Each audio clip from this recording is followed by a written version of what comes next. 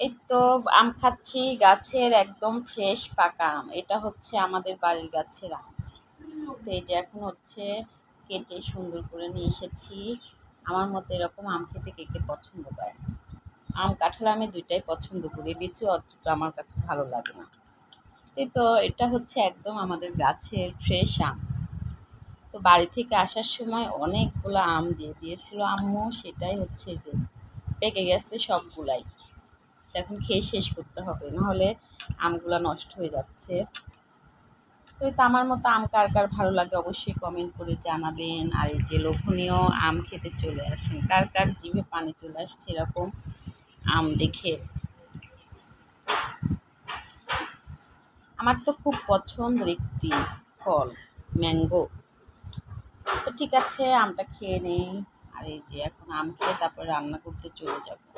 তো ভাবলাম একটু আম কেটে খেয়ে তারপর রান্না করতে চাই।